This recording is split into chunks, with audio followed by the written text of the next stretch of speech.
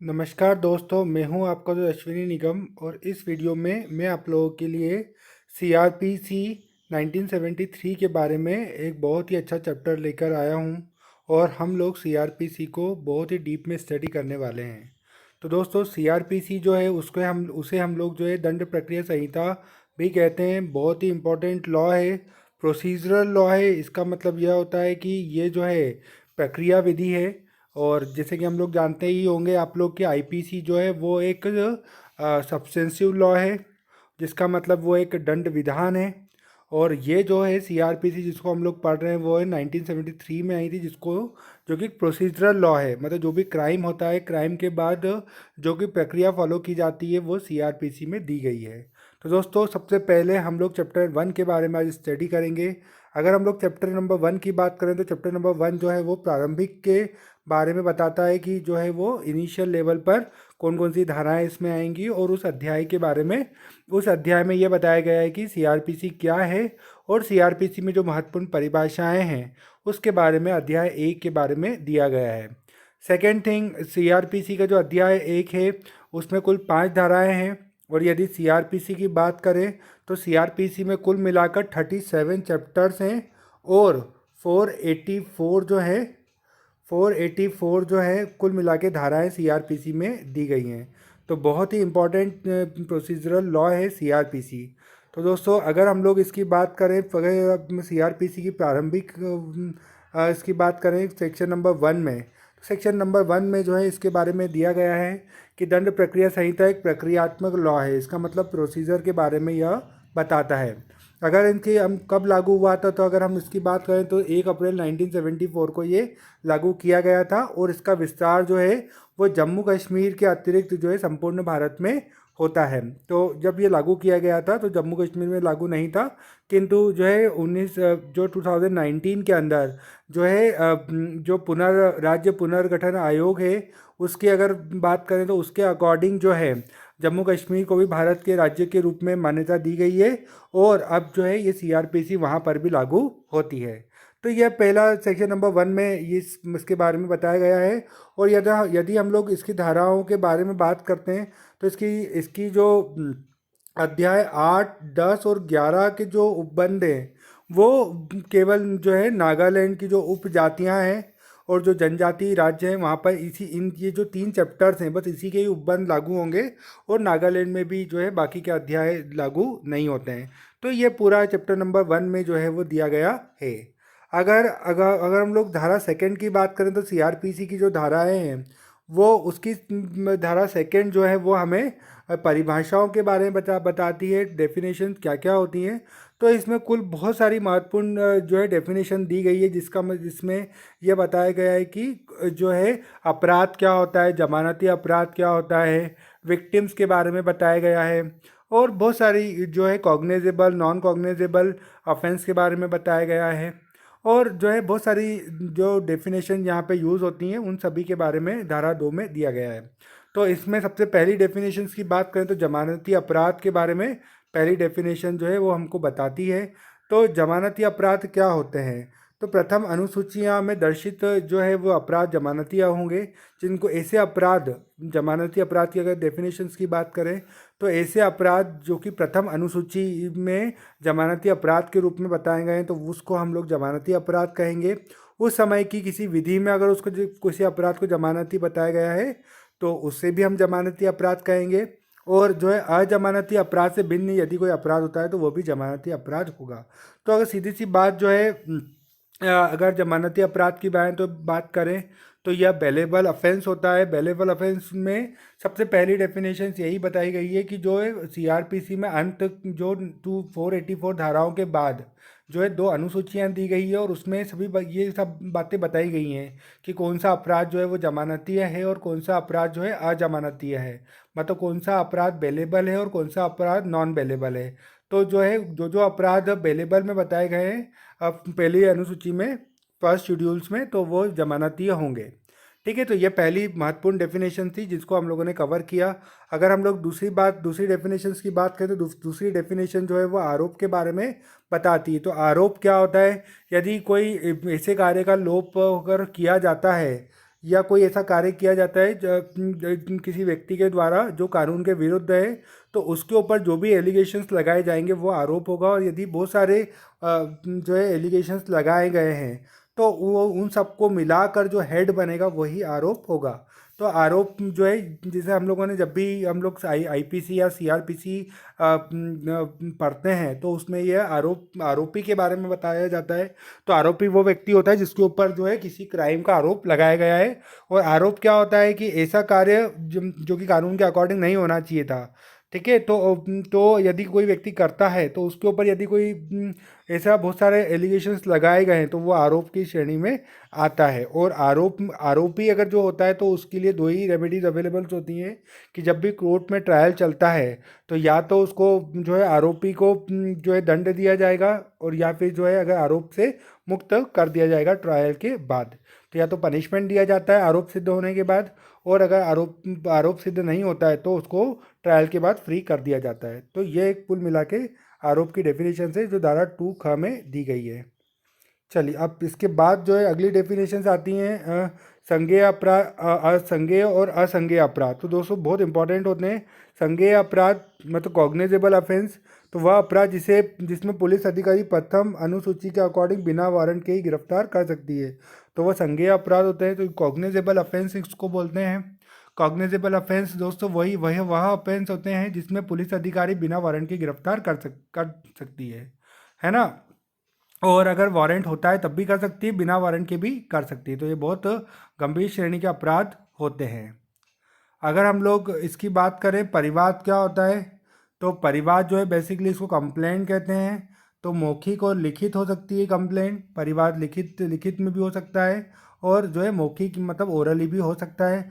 हमेशा अगर कंप्लेंट जो है मजिस्ट्रेट को किया जाता है, किसी अपराध के बारे में होता है, अपराधी ज्ञात या अज्ञात दोनों हो सकता है, और पुलिस रिपोर्ट जो है वो अपराध नहीं होती है। पर चूंकि दोस्तों इसका एक एक्सेप्शन भी इसमें सीआरपीसी में दिया गया है कि यदि कोई नॉन कॉग्निजेबल ऑफेंस है, किसी व्यक्ति ने नॉन कॉग्निजेबल ऑफेंस किया गया है, तो जो सीआरपीसी का सेक्शन 155 होता है उसके अकॉर्डिंग जो है यदि कोई पुलिस अधिकारी रिपोर्ट मजिस्ट्रेट को भेजता है तो वो इन्वेस्टिगेशन न कहलाकर परिवाद ही कहलाती है। तो उस केस में जो है धारा 155 के अकॉर्डिंग जो है यदि कोई पुलिस अधिकारी मजिस्ट्रेट को जो रिपोर्ट भेजेगा वो परिवाद या जो है परिवाद की श्रेणी में आएगी, ठीक है। और ये कंप्लेंट जो है मजिस्ट्रेट को ही किया जाता है। तो धारा 2 घ बहुत इंपॉर्टेंट धारा में से एक है।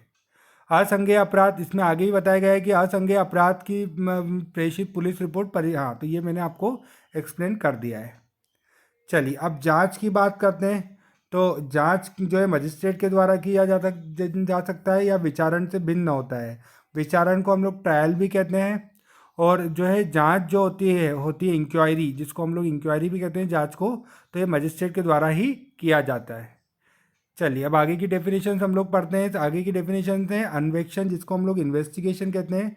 तो इन्वेस्टिगेशन हमेशा पुलिस अधिकारी के द्वारा किया जाएगा, ऐसे व्यक्ति द्वारा जिसे मजिस्ट्रेट प्राधिकारित करे। मतलब इन्वेस्टिगेशन वो व्यक्ति भी कर सकता है जिसे मजिस्ट्रेट जो है ऑर्डर देता है, या मजिस्ट्रेट जिसको अपॉइंट करता है। अन्वेषण का उद्देश्य साक्ष्य एकत्रित करना है। मतलब जितने भी अन्वेषण को इन्वेस्टिगेशन भी कहते हैं, और इन्वेस्टिगेशन का मेन उद्देश्य ये है कि वो किसी अपराध के बारे में जांच करे और जो है एविडेंस को कलेक्ट करे। तो ये पूरी इन्वेस्टिगेशन जो है होती है जिसमें एविडेंस को कलेक्ट किया जाता है। चलिए अब आगे पढ़ते हैं हम लोग न्यायिक कार्यवाही। न्यायिक कार्यवाही मतलब जुडिशियल प्रोसीडिंग, ऐसी कार्यवाही जिसमें शपथ पर वैध रूप से साक्ष्य लिया जाता है। शपथ पर वैध रूप से साक्ष्य लिया जाता है मतलब ऐसी कोई भी कार्रवाई जिसमें जो प्रोसीडिंग ऑफिसर्स होते हैं वो किसी शपथ पत्र पर या एफिडेविट पर जो है एविडेंस को कलेक्ट करता है, तो वो जितनी भी कार्रवाई होती है वो कौन सी कार्रवाई होती है, न्यायिक कार्रवाई जुडिशियल प्रोसीडिंग होती है। अब दोस्तों अगली डेफिनेशन आती है इसके अंदर कि महानगर क्षेत्र मेट्रोपॉलिटन एरिया क्या होता है। तो धारा 8 में जो है महानगर क्षेत्र मेट्रोपॉलिटन एरिया के बारे में बताया गया है। जनसंख्या 10 लाख से अधिक होती, तो ऐसा कोई भी क्षेत्र जो है वो 10 लाख से अधिक जिसकी जनसंख्या हो, जिसे राज्य सरकार जो है अधिसूचना जारी कर ये बताएगी कि ये क्षेत्र महानगर क्षेत्र है, तो उसे हम लोग जो है महानगर क्षेत्र मेट्रोपॉलिटन एरिया मानेंगे। तो ये बहुत ही इंपॉर्टेंट डेफिनेशन है। चलिए, न्यायिक कार्यवाही और महानगर क्षेत्र हम लोग दोबारा से पढ़ चुके हैं। अब अगली डेफिनेशंस आती हैं हम लोगों के पास। ये है असंज्ञेय अपराध के बारे में। नॉन कॉग्निजेबल ऑफेंस है। पुलिस अधिकारी वारंट के बिना गिरफ्तार नहीं कर सकती है। अन्वेषण बिना मजिस्ट्रेट के आदेश के जो है वो नहीं किया जा सकता है। तो दोस्तों ये पूरी जो है पूरी असंज्ञेय अपराध के बारे में 155 जो सीआरपीसी का सेक्शन है वो बताता है। और पुलिस अधिकारी जो है वो 159 के तहत जब मजिस्ट्रेट आदेश देता है तभी ही उसके आदेश के बिना किसी को गिरफ्तार नहीं करेगा। और जो सीआरपीसी के सेक्शन 159 में अगर मजिस्ट्रेट ऑर्डर करता है कि आप इसकी जांच करिए और इन्वेस्टिगेशन करिए, तभी जो है वो पुलिस अधिकारी इन्वेस्टिगेशन करते हैं। अदरवाइज जो है वो बिना वारंट के गिरफ्तार नहीं करते हैं किसी भी नॉन कॉग्निजेबल ऑफेंस में। तो दोस्तों ये बहुत ही इंपॉर्टेंट सेक्शन है। अब अगली अगर डेफिनेशंस की बात करें तो थाने का बाहर साधक अधिकारी, मतलब जो ऑफिस इंचार्ज जो होता है थाने का, उसके बारे में ये डेफिनेशन दी गई है। थाने के बाहर साधक अधिकारी के अनुपस्थिति में उसकी पंक्ति के ठीक नीचे का अधिकारी है कांस्टेबल के ऊपर का अधिकारी। तो जब भी अगर टीआई अगर अब्सेंट है तो उसके जस्ट नीचे जो एसआई होते हैं या उसके नीचे जो अधिकारी होते हैं तो वही बाहर थाने के बाहर साधक अधिकारी होते हैं यदि टीआई अनुपस्थित है। और यदि जो है अनुपस्थिति के साथ साथ पर ये जो रैंक होनी होती है ये कांस्टेबल से ऊपर ही होनी चाहिए। अगर हम लोग बात करें तो पुलिस रिपोर्ट क्या होती है, तो पुलिस रिपोर्ट जो है वो धारा 173(2) के अंतर्गत मजिस्ट्रेट को भेजी जाती है और आरोप पत्र व अंतिम व्याख्या दोनों सम्मिलित होता है। तो यदि पुलिस जो है वो क्या करती है, इन्वेस्टिगेशन करती है किसी भी कोई जब भी कोई क्राइम होता है तो, और वो अपनी पूरी रिपोर्ट जो है वो मजिस्ट्रेट के पास भेजती है। तो वो उसमें सारी डिटेल्स होती हैं इन्वेस्टिगेशन की, और ये जो रिपोर्ट्स होती हैं उसको पुलिस रिपोर्ट कहते हैं। और ये धारा 173 सब सेक्शन 2 के अंतर्गत जो है मजिस्ट्रेट को भेजी जाती है। अगर हम लोग पुलिस थाने की बात करें तो 2(ध) में जो है पुलिस थाने के बारे में बताया गया है। तो ऐसे कोई भी चौकी या स्थान जिसको जो है राज्य सरकार पुलिस थाना के रूप में घोषित करती है तो वो जो है वो सब चीज़ें क्या कहलाती है, पुलिस थाना कहलाती है। मतलब ऐसी कोई सी भी जगह जिसे राज्य सरकार ने ऑफिशियल गजट के थ्रू पुलिस थाना घोषित किया गया है तो वो जो है पुलिस थाना रहेगा। चलिए अगली अगर बात डेफिनेशन की बात करें तो वारंट मामला 2 वर्ष के अधिक से कारावास में जो है वारंट मामला होता है। देखिए दोस्तों दो तरीके के अपराध होते हैं, कॉग्निजेबल और नॉन कॉग्निजेबल, ठीक है।